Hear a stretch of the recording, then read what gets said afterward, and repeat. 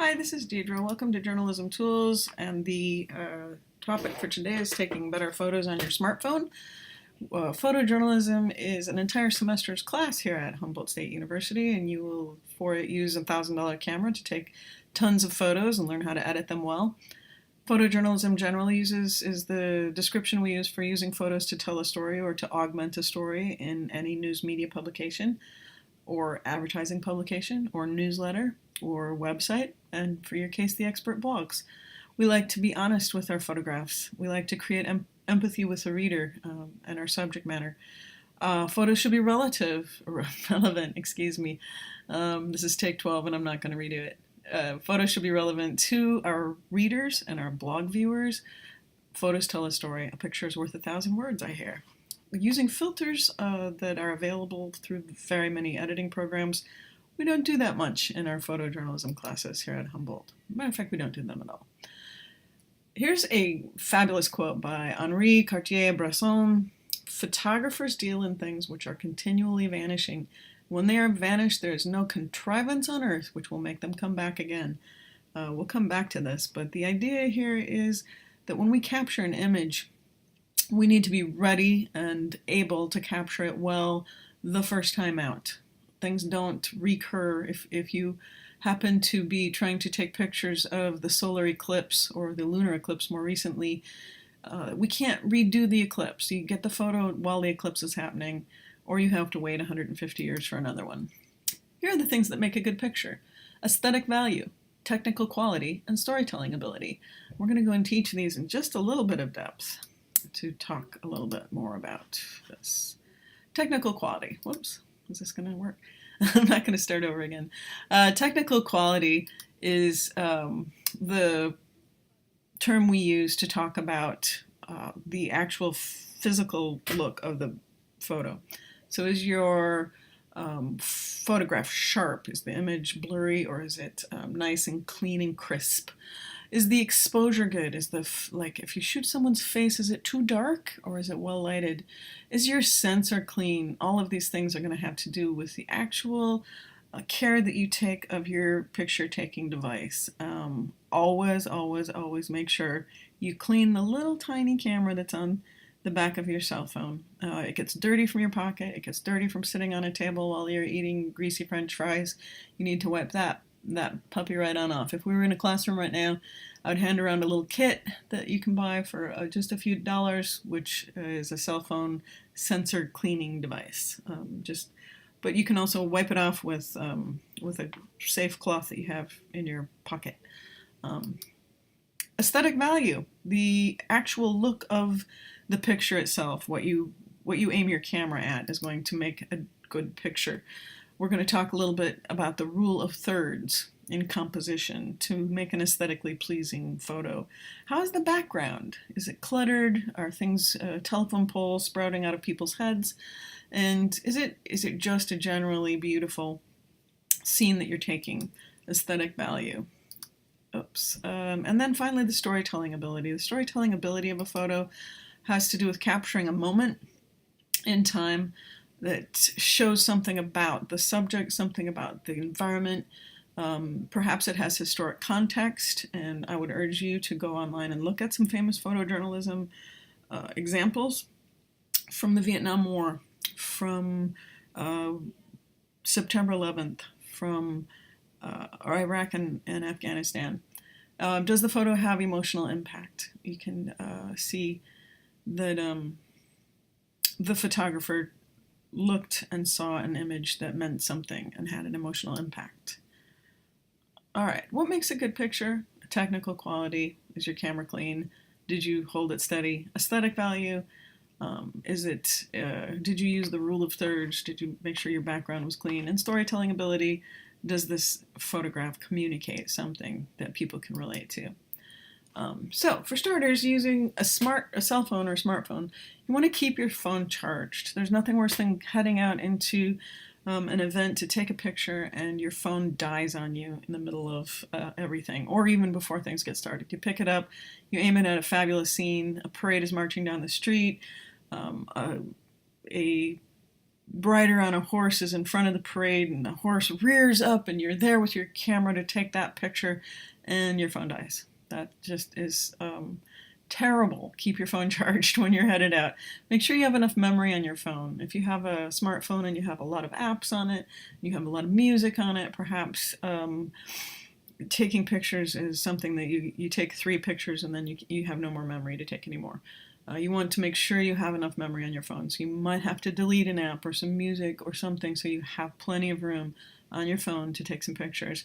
And then keep your optics clean. Once again, I mentioned to you the back of the phone has your little camera, and you want to wipe that off. You can use a variety of materials to keep that clean. I had a student once who did not keep his optics clean. He came back with all of these blurry pictures from this outdoor event. It happened to be pastels on the plaza where people drew with chalk on the Arcata Plaza. Beautiful pictures, beautiful pictures. Every single one of them was blurry, as if it had been shot through a lens covered with Vaseline, and it was because his camera was very dirty. One of the key things that you can do to take good photos is to take a lot of photos. My photojournalism instructor reminded me of this when I was a student photographer. He told you to shoot 100 photos for one. Take 100 photos if you want one usable, great photo. You need to take a lot of pictures. Things are going to happen. People's eyes will be closed in one, open in another. Someone will be standing in front of someone in another. There'll be things you don't see that you see when you get home and stick your photos up on a computer and look at them on a big screen. So to get those few you need, I want you to take about 100 photos. Take close-ups of the details and faces. Take medium shots of people interacting or events happening. And then go way back, or get way high and take an establishing or scene-setting shot. I'm going to have you do those 3 shots for our first photos that tell a story assignment. My teacher referred to this as the CYA principle, and you can read on the screen what that stands for.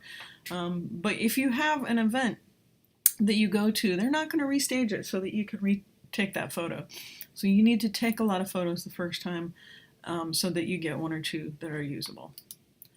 Get in there. If your pictures aren't good enough, you're not close enough. I did not shoot this picture myself. One of my former students, who is now a professional photographer, took this picture, and many others. His name is David Calvert, and he now shoots for the New York Times, among other large publications.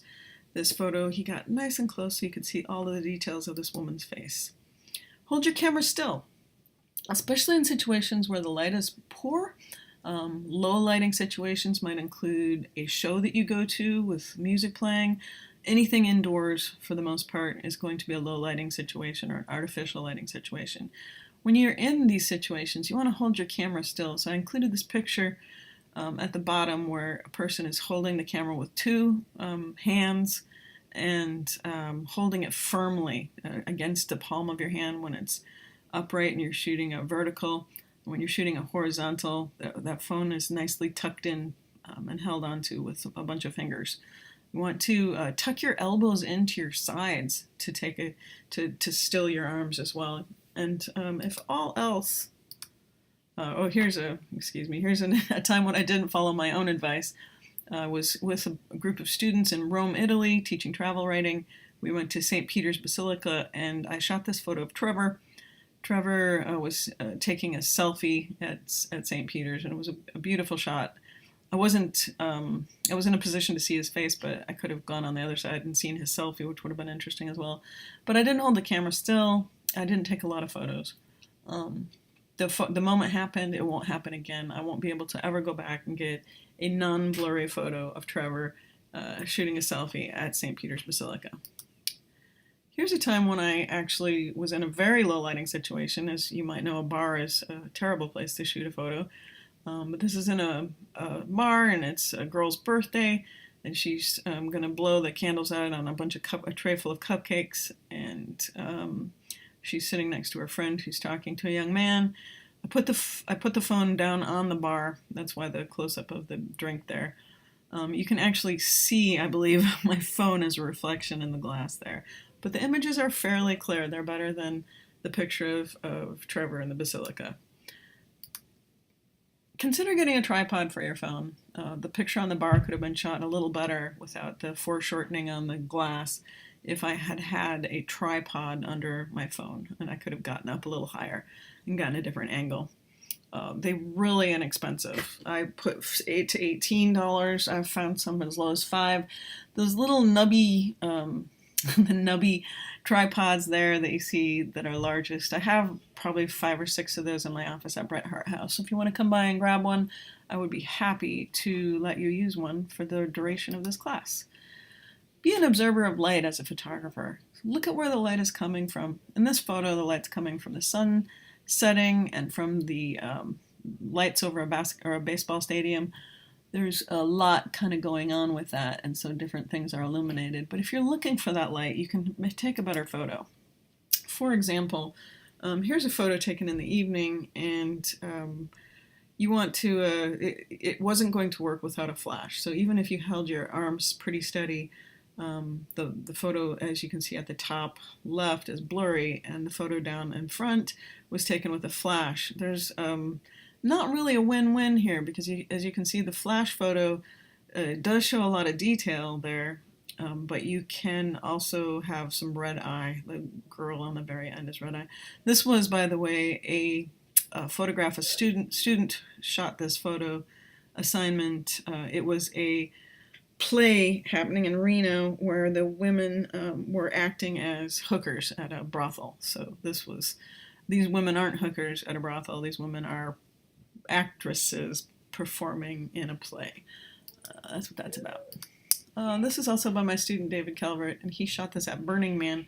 Keep your backgrounds clean was one of David's key recommendations to people. And you can see here's a dust storm, so it separates this figure in the front from all of the clutter that might be behind her. But she just pops right out of the frame there, and you can see her against kind of that dusty, murky background. Also a photo by Calvert. This is Prepare for Action. How do you suppose David Calvert got this photo? Well, he was in front of where this person was going to be with probably a big telephoto lens and an extremely high resolution image here. You can see every little droplet of water flying through the air. So he was ready. He knew exactly what his camera wanted to be at. Can we shoot this on our cell phone? Possibly. But I'm going to guess not. If you can notice at the very bottom, that little strip means his camera was appears to have been partly underwater. So he was right down there in the water, prepared for this man to come through with his kayak. And he probably also took a lot of pictures. I'm going to stop at this point because these videos need to be shorter, and I will resume in part 2 of this photo adventure. Thanks.